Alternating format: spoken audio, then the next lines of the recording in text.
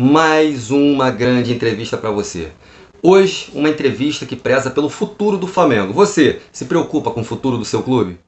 Lembrando que o Landim vai tentar se reeleger, e assim como o senhor Marco Aurélio Assef e o senhor Walter Monteiro estarão aí pleiteando também esse cargo. E nós, do Nação Urubu 81, de forma imparcial, daremos aqui voz a todos os candidatos para que todos possam expressar as suas respectivas campanhas e seus respectivos projetos junto ao clube.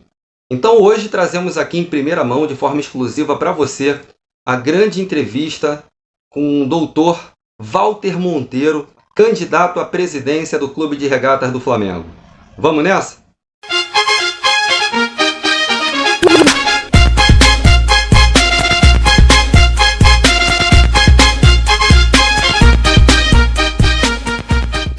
Doutor Walter, o que o senhor acha sobre as mídias independentes? Olha, Alan, sobre as mídias independentes, quer dizer, em primeiro lugar é a minha origem, né? A minha origem se explica muito por isso. Minha e da Cláudia Simas, a candidata a vice da nossa chapa. Eu escrevi para muitos espaços rubro-negros, eu escrevia no Magia Rubro-Negra durante muito tempo, enquanto esse site existia. Tinha um prazer muito grande de ser um dos escritores, dos cronistas fixos lá do site. Escrevia de vez em quando, ainda escrevo para o Mundo Rubro-Negro. Escrevi também algumas crônicas lá para o meu amigo Arthur Mullenberg, no Urublog, enfim. Então, isso está muito no meu DNA, está muito na minha origem como rubro-negro, né?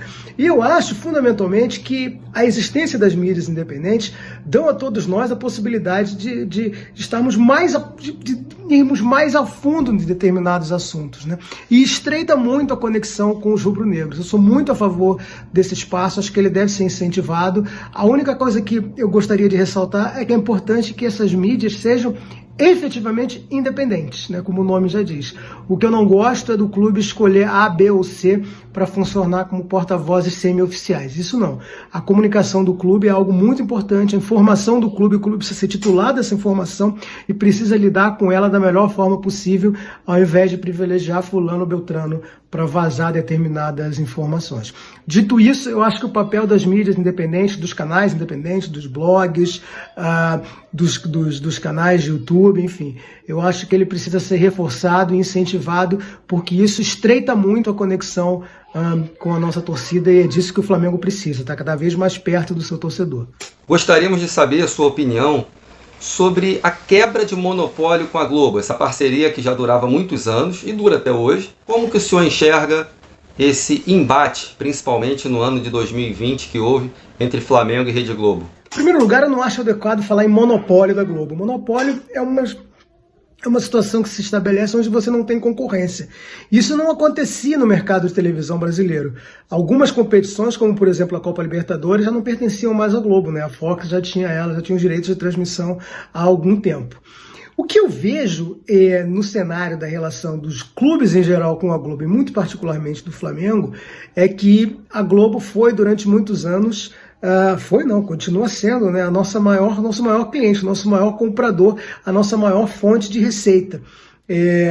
Então, eu não sei de onde surgiu essa raiva toda de que parte da torcida e parte da diretoria do Flamengo tem em relação à Globo. Eu só posso atribuir isso a uma motivação que não é esportiva e muito menos financeira, é uma motivação de natureza política. O Flamengo aceitou ser um ator na briga do presidente da República contra a Globo. E acho que encaminhou muitíssimo mal a forma como se deu o rompimento com a TV Globo na questão do Campeonato Carioca. O Flamengo abriu mão de um faturamento muito expressivo em troca de um projeto que ele nem sabe muito bem o que fazer, e fundamentalmente, o que eu acho mais grave nisso tudo, é que o Flamengo se afastou do seu torcedor. A época em que o Campeonato Carioca passava na TV Globo, ele passava ao vivo para 16 unidades da federação, incluindo o Rio de Janeiro.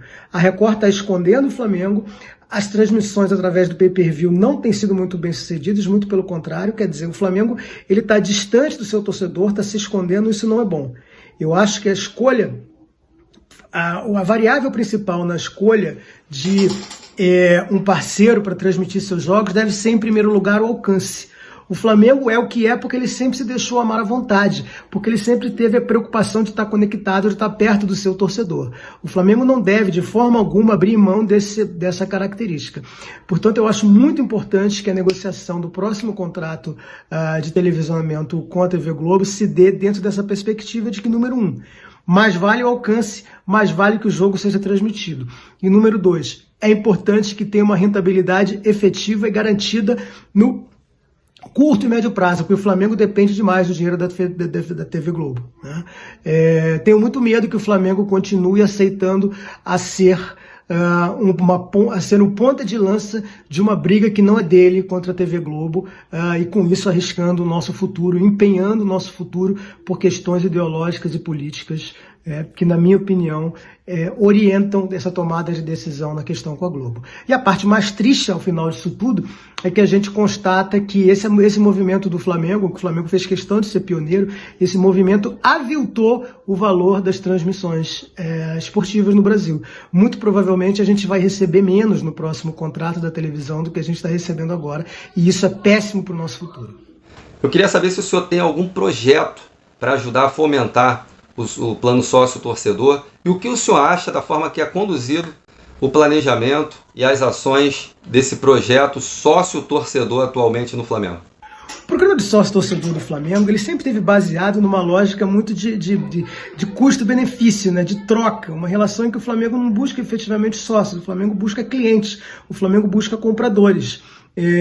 E com isso ele sofreu um baque muito grande a partir do momento em que você não consegue entregar para o torcedor o único produto que você disponibiliza com ele, que é a facilidade na compra de ingressos. A partir do momento que você não tem mais público, o programa sofreu uma revoada, né, na sua base, exatamente porque ele está estruturado sob uma lógica que eu não considero a lógica ideal.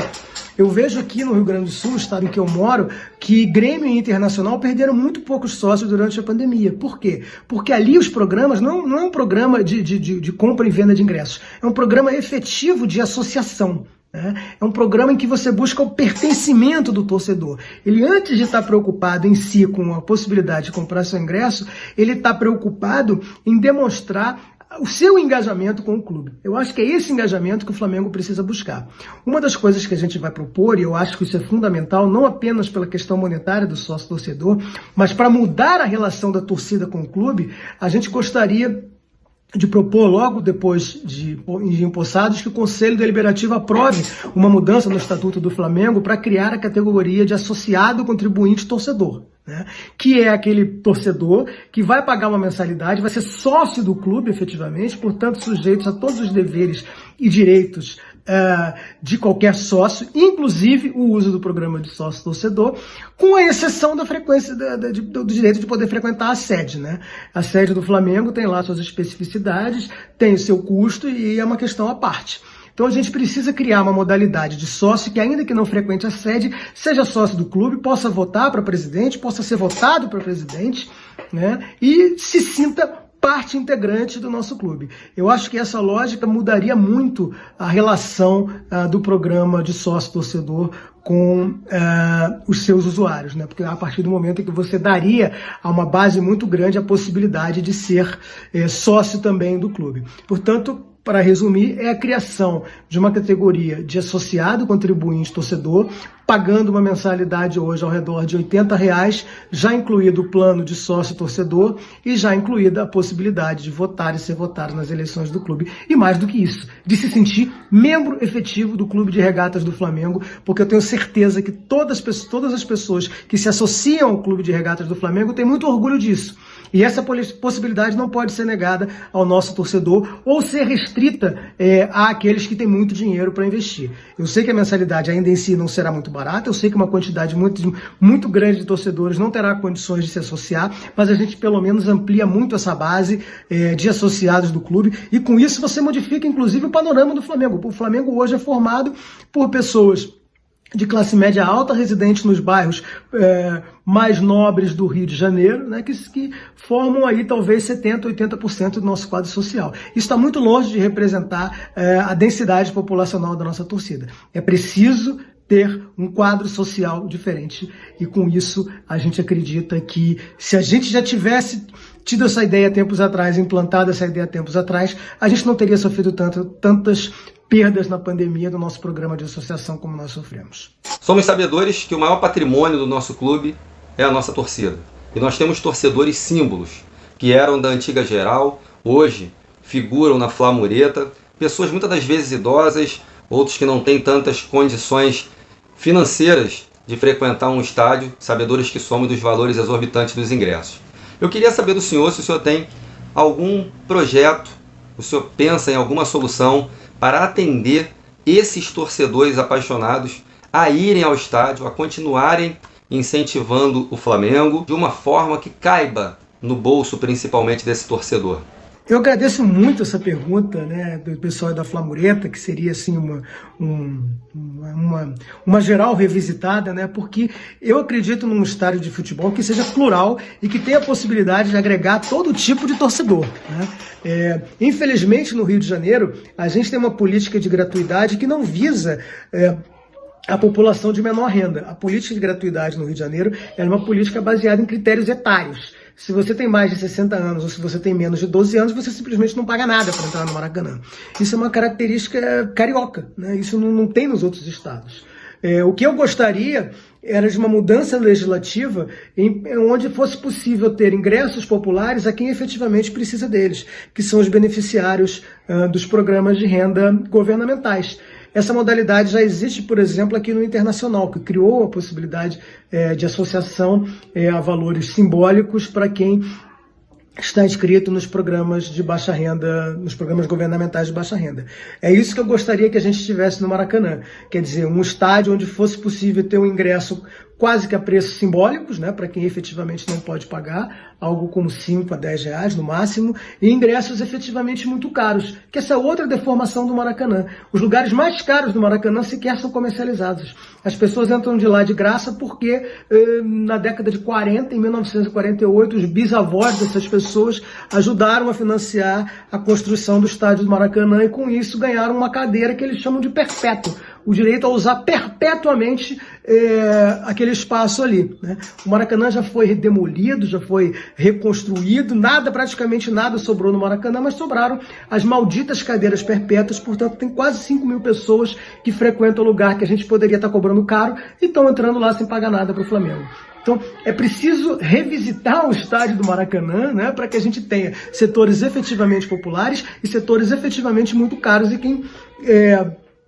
e quem tem a possibilidade de pagar caro por uma cadeira, que pague para o Flamengo, né? Não para o herdeiro do bisavô que ajudou a construir o estádio jornalista Mário Filho. Talvez esse seja o assunto mais delicado, mas a gente precisa tocar também nele. Incêndio no Ninho do Urubu, os 10 meninos que morreram, isso nos traz muita tristeza e vergonha até hoje. Eu queria saber do senhor, como que o senhor encarou e vem encarando como advogado até essa questão, o senhor assumindo supostamente a presidência do Flamengo, quais soluções devem ser tomadas para que a gente possa, de fato, reduzir esse impacto negativo, porque apagar isso na nossa história vai ser impossível, mas o que o senhor acha sobre esse incidente que houve no Ninho do Urubu? Alan, a coisa que mais me revoltou nesses anos da gestão Landim foi a forma desumana, porque não tem outra expressão, com que o Flamengo fez questão de lidar com a tragédia do Ninho do Urubu, que é a maior tragédia da nossa história. O Flamengo trata as vítimas e seus familiares quase como seus adversários, quase que como seus inimigos, a ponto de cometer o desatino de tentar reduzir uma pensão de 10 mil reais para 5 mil reais sob argumentos, argumentos falaciosos de que estaria tratando de uma questão processual, quando na verdade ninguém obriga o Flamengo a pagar menos do que ele estava lutando por pagar, né? Eu penso que deve ser a preocupação número 1 do próximo presidente do Flamengo rever a forma como lida com esse problema. Isso significa, em primeiro lugar, e antes de mais nada, buscar justiça. O Flamengo, em momento algum, teve uma preocupação de buscar justiça. O que significa justiça? Justiça significa responsabilizar os culpados, né, e recompensar as vítimas. Essa não foi de forma alguma a preocupação do Flamengo no trato dessa questão do Ninho. Nós, do Flamengo da gente, temos o orgulho de, ao longo desses mais de 2 anos de tragédia, temos lançado a campanha do Não Esquecemos.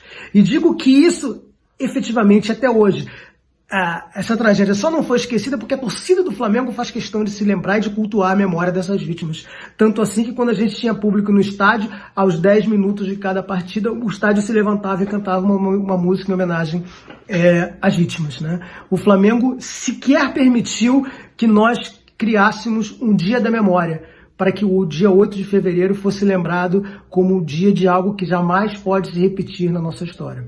Enfim, o Flamengo trata isso de forma fria, desumana e envergonha a sua torcida. Rever isso é algo indispensável para o próximo presidente do Flamengo, seja ele quem for.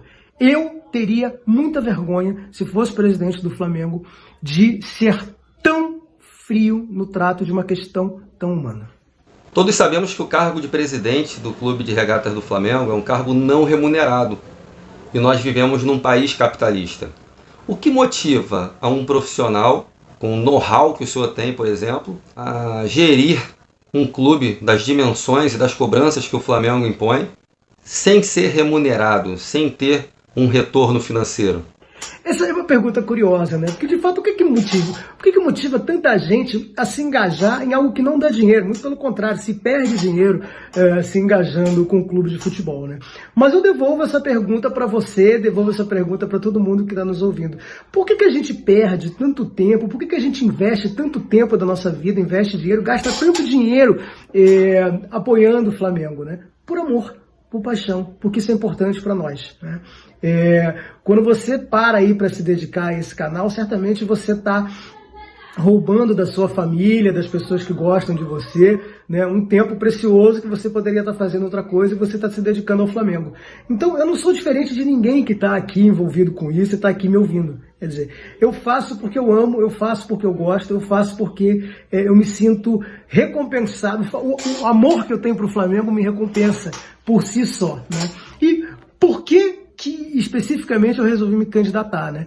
Porque eu acredito, sinceramente, que a nação rubro-negra precisa ter um contraponto diante de tudo isso que a gente vem falando, né? Dessa forma, de um clube que se ajoelhou a um projeto político partidário da presidência da República atual, a um clube que é tão desumano no trato das questões atinentes à tragédia do Ninho, né? De um clube que, enfim, vem perdendo a sua alma, vem perdendo a sua essência, um clube que vem deixando de ser o Flamengo que a gente ama. Então eu acho que era importante existir uma outra candidatura que se mostrasse à altura desse desafio, né?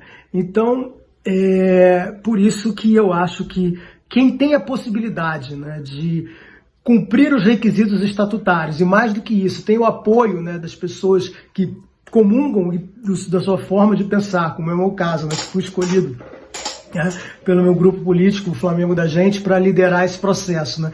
E, fundamentalmente, tem alguma flexibilidade na sua vida profissional que permita se dedicar a isso, eu acho que é um sacrifício que vale a pena, entendeu? Porque o Flamengo vale a pena demais, né? Não é ao contrário do Flamengo, que reduz tudo a dinheiro, eu prefiro reduzir muitas coisas à paixão, e é por isso que eu me candidatei. Nós somos apaixonados pelo Flamengo, né? Muita gente só acompanha o futebol masculino, mas o Flamengo não é feito só do futebol masculino.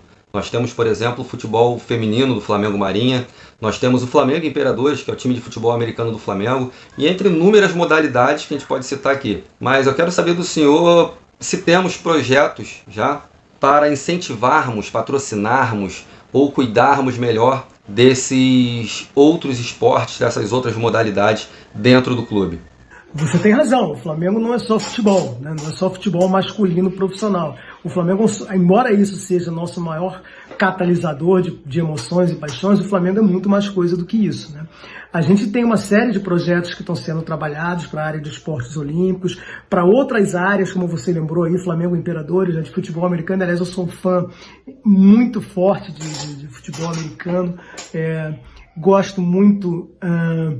enfim, de ver o Flamengo aberto a novas oportunidades, como essa questão aí dos e-sports, né? Eu acho que não é algo da minha geração, eu de fato tenho dificuldade para compreender aquela mecânica ali, mas reconheço a importância do Flamengo estar presente dentro desse segmento. Então tem uma série de outras questões que a gente precisa estar muito atento a isso, que a gente tem feito constituir grupos de trabalho para formular propostas específicas para cada um desses setores e dialogar com pessoas que têm expertise nisso. Uma coisa que a gente não pode jamais se considerar, ninguém que se candidata a presidente do Flamengo deve ter a pretensão de entender absolutamente tudo com o mesmo grau de intensidade, com o mesmo grau de expertise, né? Então, eu não tenho essa pretensão, não sou dessa natureza e tenho buscado, sim, conversar com muita gente que, seja no Flamengo, seja em outros espaços, tem coisas importantes para relatar nesses outros segmentos que tem muito a ver com o Flamengo. Eu só queria dizer uma coisa, quer dizer,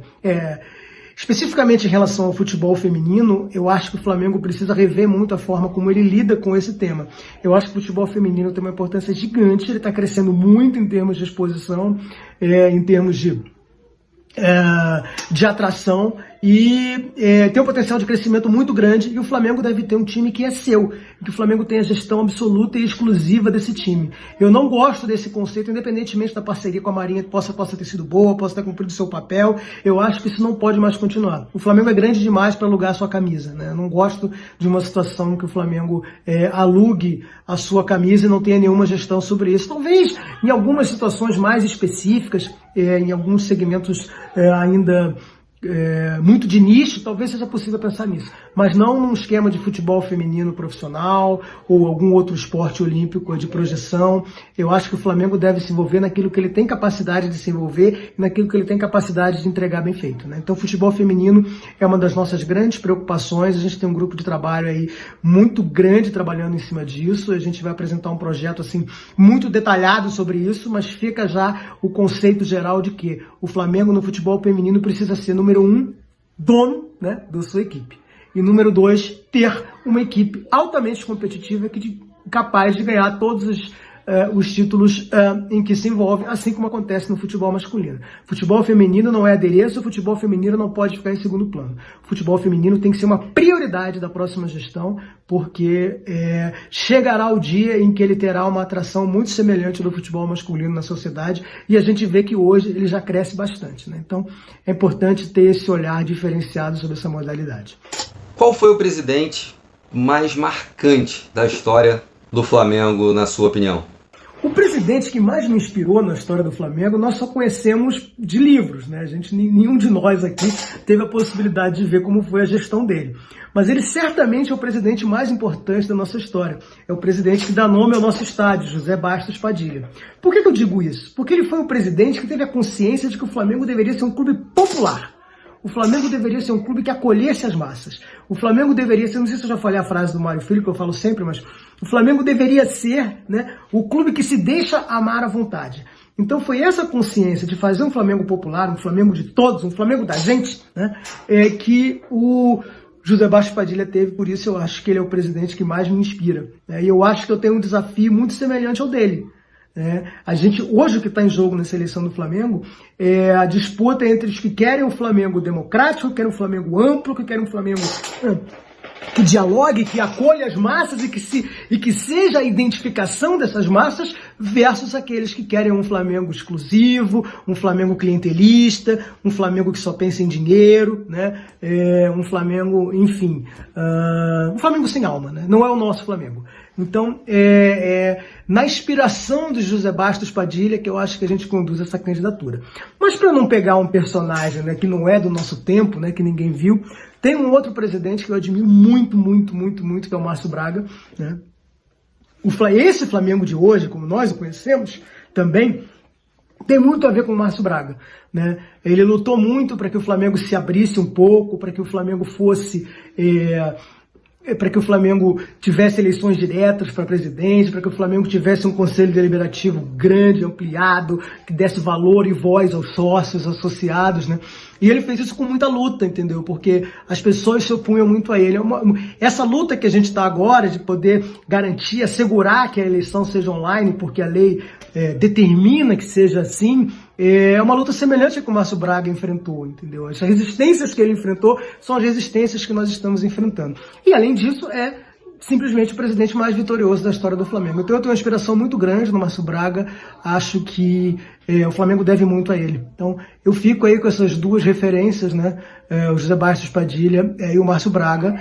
Lembrando que, além desses, eu respeito muito todas as pessoas que passaram pela presidência do Flamengo. Não é fácil sequer se candidatar à presidência do Flamengo, quanto mais, né, exercer seu mandato. Eu fui duro com muitas dessas pessoas, porque eu acho que esse é o papel, né? O papel é sempre criticar, porque eu acho que é na crítica que a gente evolui, né?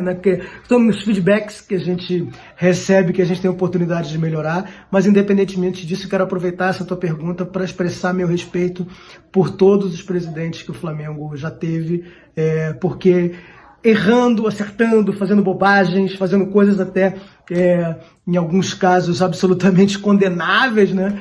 Tem uma coisa que une a todos, né? É uma paixão incondicional pelo Flamengo.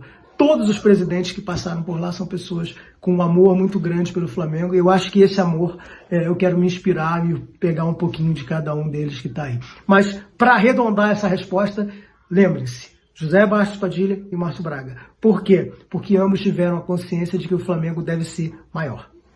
O que o Flamengo, o que o clube em si ganha em ter o doutor Walter Monteiro como presidente dessa instituição?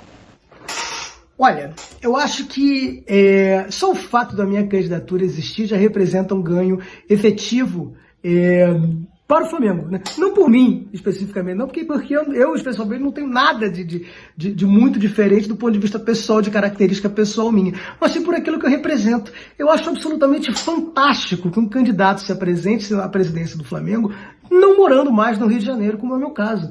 Porque é uma quebra de paradigma muito significativa, né? O Flamengo, todo rubro-negro adora encher a boca para dizer que nós somos uma nação de 42 milhões de torcedores, se esquecendo que no estado do Rio de Janeiro só moram 12 milhões de pessoas, né? Na região metropolitana do Rio de Janeiro só moram 6 milhões de pessoas e nem todas elas são torcedoras do Flamengo.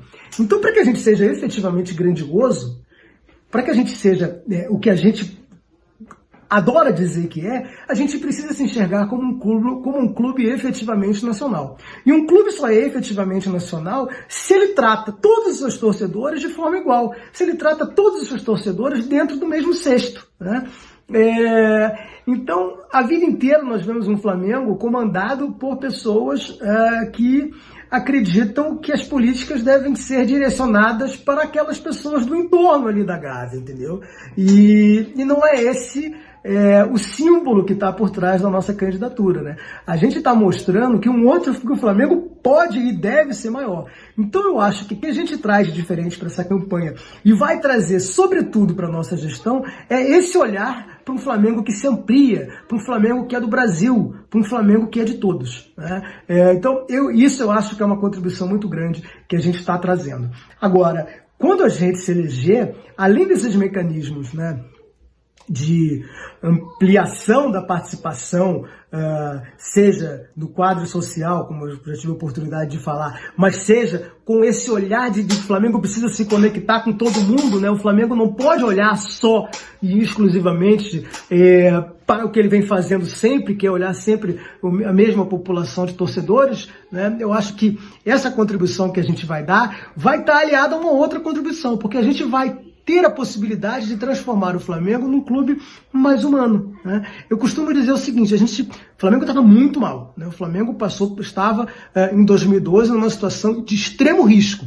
E aí um grupo de rubro-negros se uniu, assumiu a presidência do Flamengo, né, sob a liderança do presidente Bandeira de Mello, e ali eu costumo dizer o seguinte também, não foi só um mérito do Bandeira ou das pessoas que estavam com ele, foi um mérito da torcida do Flamengo, né? Todos nós nos unimos para recuperarmos o nosso clube e devolvermos a ele ao patamar em que a gente sempre mereceu, né? Então, a gente passou a gestão, as duas gestões do Bandeira, num projeto de recuperação financeira, né, que nos trouxe a possibilidade de entregar um clube para o Landim com uma capacidade de investimento elevada, que o Landim teve, né, a sabedoria de fazer bons investimentos e recuperar o Flamengo esportivamente, né? Então, eu acho que quando eu for presidente do Flamengo, a gente vai ter a terceira etapa dessa reconstrução do Flamengo. Primeiro a gente se reconstruiu financeiramente, depois a gente se reconstruiu esportivamente, e eu quero liderar a reconstrução do Flamengo para se reencontrar com a sua alma, para se reencontrar com a sua essência,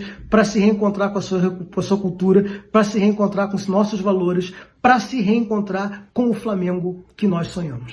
Dr. Walter, na sua gestão, podemos esperar um equilíbrio financeiro, um time competitivo, porque na última gestão nós pudemos ver aí várias contratações pontuais, times muito vitoriosos, elencos milionários.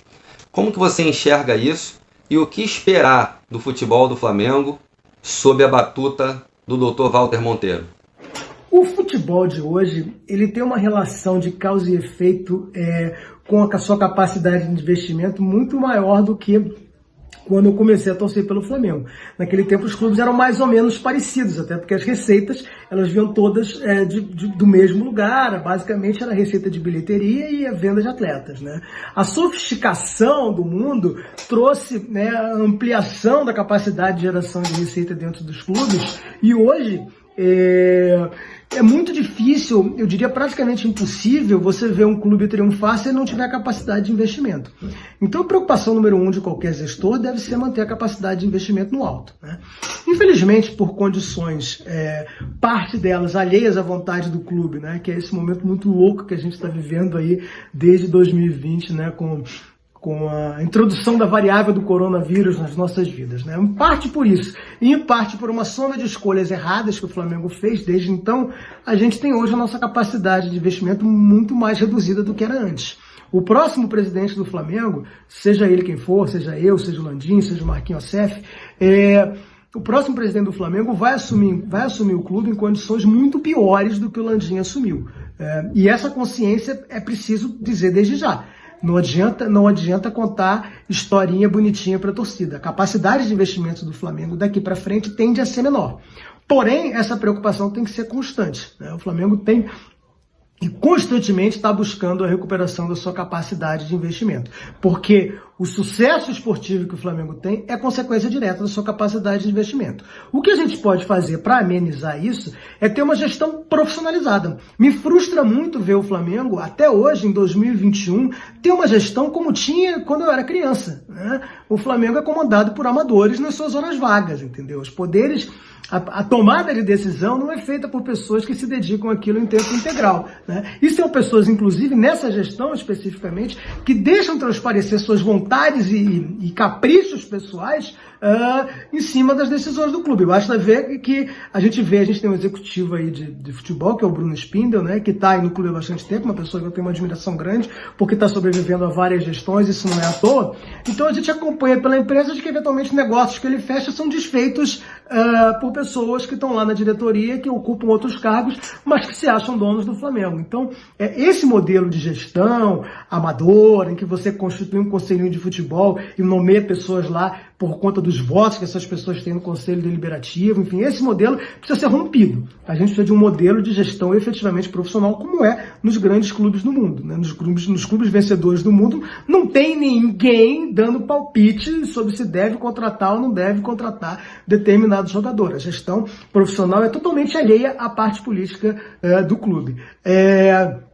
E é esse modelo que eu acho que a gente precisa implantar no Flamengo, e com isso você tem mais possibilidade de um sucesso desportivo do que uma gestão onde prevaleça os caprichos de alguém, que a gente vai depender muito mais da sorte. Toda empresa e todo segmento hoje que obtém êxito, nós podemos ver que tem bem acentuado um traço: ênfase na saúde mental. Esse departamento de saúde mental eu vejo que não dão tanta ênfase dentro do clube hoje.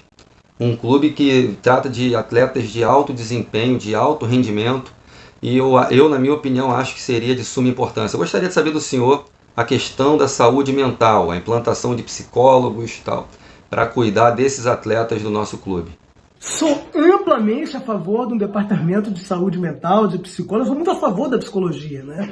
Eu não sou psicólogo, já disse, eu sou advogado, mas como na minha vida profissional, várias vezes Eu, na minha vida pessoal e profissional, várias vezes pedi aconselhamento de psicólogos e me surpreendo até que o clube trate isso de forma até desdenhosa, até com certo desprezo, né? Pelo contrário, eu acho que o aspecto mental ele está muito conectado à possibilidade de triunfar, né? Eu acredito muito mesmo no assessoramento profissional por psicólogos, né? Enfim, eu acho que vai na linha, tá, Alan, de tudo que a gente vem falando. O departamento de futebol ele precisa ser profissionalizado por inteiro, entendeu? Todas as decisões devem ser tomadas por pessoas que tenham expertise para fazê-lo, né? Então, isso se estende também à introdução de um departamento de psicologia, né? Acredito muito nisso e acho que me surpreendo de ver como esse tema é tratado como se não fosse algo importante, até com certo desdém, né? Como se você procurar um psicólogo fosse algum nível de frescura. Eu acho que a pessoa, para chegar a esse nível de entendimento, precisa melhorar muito a sua visão de mundo, a sua concepção do que é a vida, né? Psicologia é algo indispensável para todos nós, né? Então, sim, claro que sim. É um departamento que esteja atento às questões da psicologia, as questões da mente, né, as questões intangíveis, né? Não é só o desempenho esportivo, é diretamente afetado pela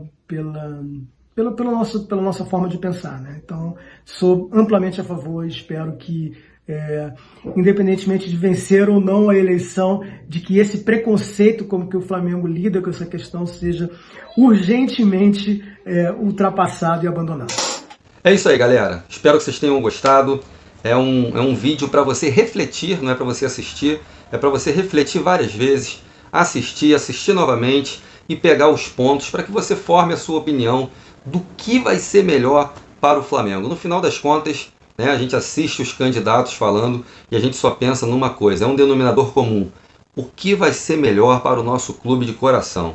Já temos aqui a entrevista com o Dr. Marco Aurélio Assef, que também está aqui já no nosso canal. E agora temos também a entrevista com o Dr. Walter Monteiro. Então, tire você suas próprias conclusões, lembrando também que o nosso Rodolfo Landim, atual presidente, vai tentar se reeleger também. Quem foi mais convincente para você? Marco Aurélio Assef? Walter Monteiro? Ou você opta em dar mais um voto de confiança ao Landim? Deixa aqui sua opinião. Bom, gente, assim, eu adorei ter essa conversa com vocês. Como eu disse, eu acho que esses momentos de reuniões nossas aqui têm sido muito ricos em termos da reflexão que a gente pode emprestar para o Clube de Regatas do Flamengo e para os seus torcedores, né? Eu queria convidar a todos para seguirem os nossos perfis nas redes sociais, o perfil da Frente Flamengo Maior, que é a frente da nossa candidatura. Podem me seguir também, eu estou sempre lá no Twitter, né? Meu perfil é WO Monteiro. E eu quero dizer para todo mundo que a gente quer fazer dessa campanha uma jornada de reflexão sobre um Flamengo que a gente gostaria como ele fosse, né? Eu não quero fazer dessa campanha, dessa jornada, um momento de ataques, um momento de exacerbar minhas críticas, ou um momento de ódio, fundamentalmente. Embora eu seja muito alvo de ódio de muita gente, eu prefiro cultuar o amor, né? Às vezes eu sou até criticado por isso, as pessoas dizem que, enfim, olha que imbecil, né, de querer que o Flamengo seja mais amado. Sim, eu quero muito que o Flamengo seja mais amado, sim, porque essa é uma luta histórica do Flamengo desde os anos 20, né? O Flamengo sempre se orgulhou de ser o clube mais querido do Brasil. E hoje parece que tem gente que prega que o caminho não é esse, o caminho é ser o clube mais odiado do Brasil, né? Então, como a gente quer resgatar essa alma do clube que se enxerga grande, do clube que se enxerga plural, do clube que se enxerga democrático e do clube que quer acolher a todos, a gente quer sim persistir na luta por construir o clube mais querido do Brasil. E a gente quer fazer isso convidando todos vocês a se somarem nessa jornada, independentemente de me apoiarem ou não, independentemente de terem direito de voto ou não. Eu acho que os processos eleitorais no Flamengo têm que ser encarados de forma muito positiva. Eles precisam ser encarados como a possibilidade da gente construir um Flamengo melhor e maior. E isso não depende de mim, não depende da Cláudia, não depende do Flamengo da gente, não depende aqui do Alan, depende de todos nós. É a soma de todos nós que representa o Flamengo. O Flamengo somos nós. Vamos juntos construir um Flamengo melhor e maior. Obrigado.